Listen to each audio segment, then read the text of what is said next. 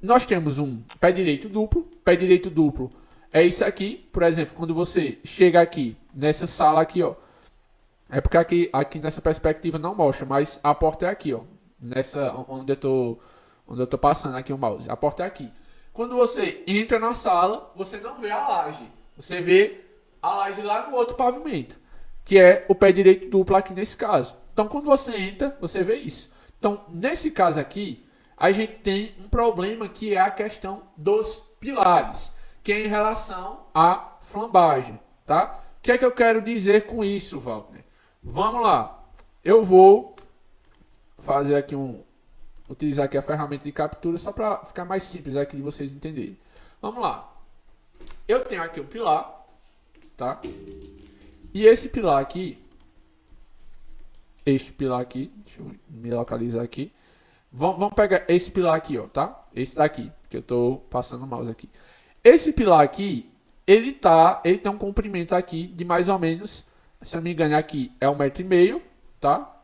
Daqui para cá é 3 metros, daqui para cá são mais 3 metros. Ou seja, se você pega aqui da base da fundação até o topo, ele tem 7,5 metros de comprimento. Ou seja, é um pilar muito comprido.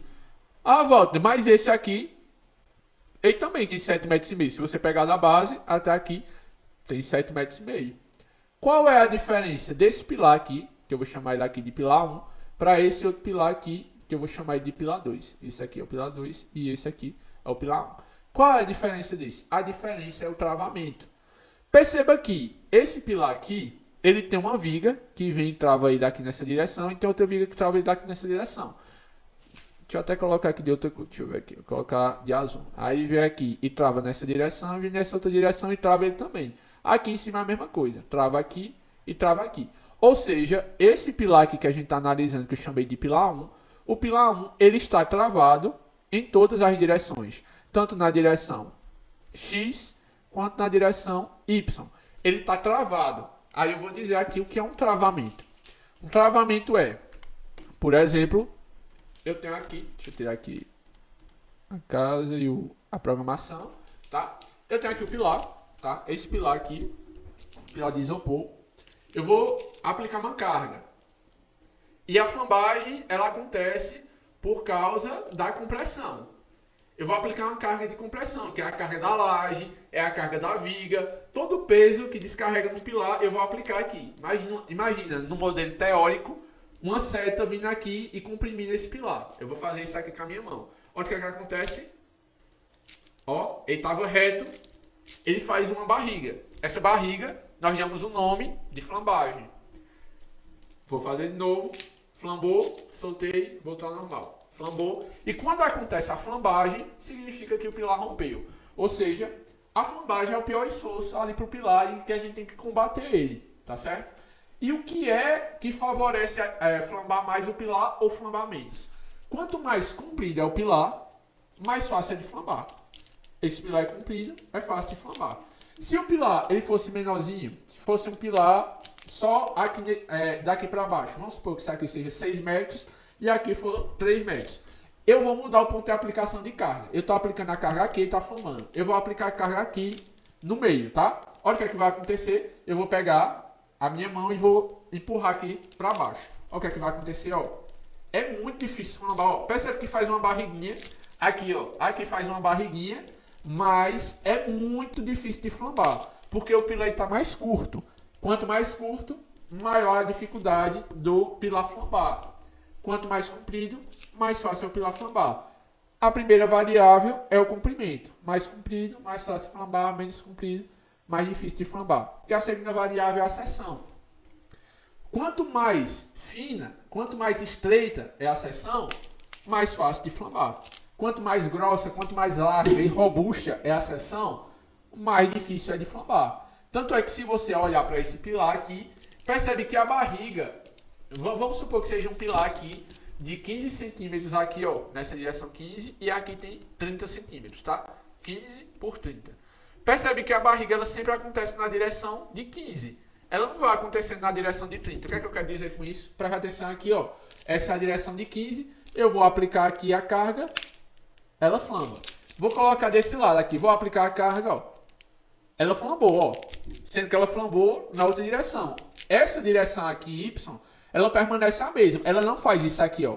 Isso aqui eu tô forçando muito para ela fazer. Ela não faz essa curvatura aqui. Por quê? Porque essa direção, ela é mais larga do que a outra direção. E ele sempre vai flambar nisso. Quando a gente trabalha com pé direito duplo, que é esse caso aqui, que eu tô mostrando para vocês, tá? Quando a gente trata aqui de pé direito duplo, nós temos que, geralmente, o pé direito duplo, para o pilar ficar embutido dentro da parede, ele vai ter que estar posicionado na direção mais estreita, tá? Consequentemente, ele vai ter um problema maior de flambagem. Então, quando a gente trabalha com uma casa térrea, aí eu vou entrar numa polêmica aqui, né? Que muitas pessoas dizem, ah não, casa térrea eu vou fazer com pilar de 9 centímetros, fazer com pilar de 12. Porque tem um respaldo na norma de desempenho que diz que quando você tiver uma estrutura com até 6 metros de... um pilar, na verdade, com até 6 metros de comprimento, contando da base da sapata até o topo dele, se tiver até 6 metros, você pode desconsiderar as dimensões mínimas da norma NBR 6118. E a norma NBR 6118, ela diz que a base do pilar, tá? A base do pilar, ficou bem feio isso aqui. A base do pilar, ela deve ser de, no mínimo, 14 centímetros, tá? No mínimo 14 centímetros, isso é o que a norma diz. Aí tem a norma de desempenho, que é 15.575, que ela diz que se o pilar tem até 6 metros, pode-se considerar a dimensão mínima da norma NBR 6118, desde que você garanta a estabilidade. Qual a minha resposta quanto a isso? Pilar de 9, nunca. Não utilizem pilar de 9 centímetros, porque pilar de 9 centímetros fica de pé? Fica. Mas aí a durabilidade é bem menor do que o outro pilar. E nós, como engenheiros, nós somos responsáveis por aquela estrutura por no mínimo ali uns 50 anos. Então você tem que garantir, não somente que ela vai ficar de pé hoje, ano que vem, daqui a 10 anos, mas durante toda a vida útil dela. Então você tem que garantir isso. Então você, como engenheiro, esqueça o pilar de 9. Não utilize de jeito nenhum. Eu, particularmente, já utilizei pilar de 12 em térreo. Por que utilizar pilar de 12 no térreo? Porque o bloco, o tijolo que é utilizado, ele geralmente tem 9 centímetros. Tem algumas regiões que tem 14. Por exemplo, aqui na minha região tem bloco de 9, de 14, de 19, tem uma variedade um pouco maior. Mas em algumas regiões é 9. Aí nessa região eu fiz pilar com 12, porque o pilar vai ficar com 12, vai vir um bloco aqui, vai ficar somente 1,5 centímetro de cada lado, para completar os 12 centímetros e chegar no pilar, quando você for fazer o reboco daquele tijolo. Sendo que esse 1,5 centímetro, ele acaba saindo mais caro do que você fazer o pilar de 14 com um bloco de 14. O revestimento ele acaba saindo mais caro. Eu devo ter feito, acho que, umas 3 casas térreas com pilar de 12, e aí depois eu fiz um comparativo com pilar de 14 e saiu mais barato. Hoje eu não utilizo mais pilar de 14, de 12 de jeito nenhum. É só 14 para cima. Inclusive, esse projeto, todos os pilares são de 14. Aí eu abro uma vírgula, um parêntese. Por que foi que eu falei dessa questão do pilar de 14? Porque a maioria dos pilares aqui, eles vão ter 14 centímetros aqui de base, no mínimo, tá? 14 centímetros. E como nós sabemos que a área mínima, de acordo com a norma, é 360 centímetros quadrados, nós temos o quê? Nós temos que o pilar mínimo vai ser um pilar ali de 14 por 26, mas eu não gosto de utilizar 14 por 26. Geralmente na obra 14 por 26 vem no 14 por 25. Aí vai ser um pilar de 14 por 30. Então, praticamente todos os pilares aqui que eu utilizei nesse térreo são 14 por 30. Salvo esses pilares aqui. Esse pilar aqui, que está todo destravado. E esse pilar aqui também está destravado. Se eu não me engano, e esse aqui também. Acho que tem uns 2 ou 3 pilares do pé direito duplo que eu não pude utilizar com 14 centímetros. Por quê? Por causa da flambagem. Se o pilar ele é muito estreito, muito fino, ele flamba com facilidade. Fica muito difícil de você garantir a estabilidade ali quanto à flambagem. Aí eu precisei sair de 14 centímetros e trazer esse pilar para 20 centímetros. Ah, Walter, mas uma casa térrea com 20 centímetros. Uma casa térrea precisa de 20 centímetros, por exemplo, num local desse como um pé direito duplo. Pé direito duplo ali, que é um pilar bem alto, de 7,5. Então, ele precisa de uma base um pouco maior para que ele garanta quanto à estabilidade.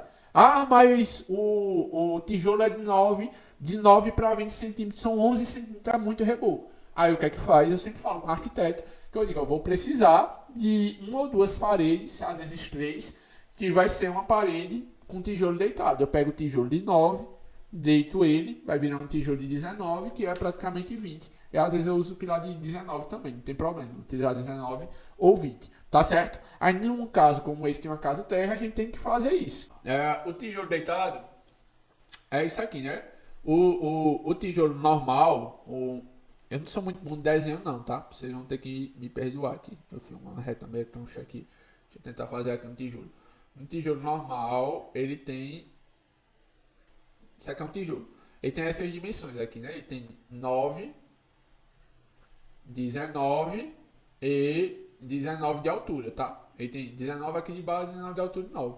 Aí o que é que você faz? Você vai lá e dá um tombo nesse tijolo. Aí, quando você dá o tombo desse tijolo, o tijolo ele fica assim, né? Ele fica com a base agora dele, não é mais 9, mas é 19, a sua altura é 9 e a profundidade ela continua aqui com os 19, tá certo? Aí quando você faz isso, e se você tiver um pilar ali, né? Tipo, você tem um pilar aqui, aí esse pilar aqui, com um bloco de 19, aí vai subir aqui a parede, aí você consegue esconder o pilar, embutir o pilar dentro da parede, com um tijolo de 19. Entende? Porque se você coloca o pilar aqui com um tijolo de 9, vai ficar 11 centímetros de diferença, né? No caso, se você você tem um pilar aqui e colocar a alvenaria no eixo do pilar, vai ficar 5,5 de um lado e 5,5 do outro. 5,5 do lado e 5,5 do outro é um reboco muito grande.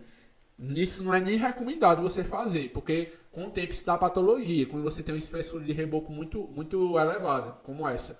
Tanto é que, por exemplo, é uma grande causa de patologia em prédios altos, que os prédios altos acaba tendo um desaprumo nos pilares, né? Como os pilares são feitos por segmento, tem aqui o primeiro andar, segundo, terceiro, quarto, quinto, sexto, 20º, aí o pilar vai saindo um pouco do prumo ali.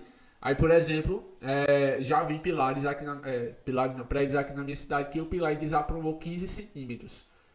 Era um prédio de 20, acho que era 21 pavimentos. Aí imagina, 15 centímetros de reboco para deixar o prédio no prumo. É muita coisa, é aquela velha história, né? Sai no reboco. Quando é uma casa, o primeiro andar é de boa. Agora, quando é um prédio, é um prejuízo tremendo e acaba dando patologias no futuro, tá certo? Deu para entender?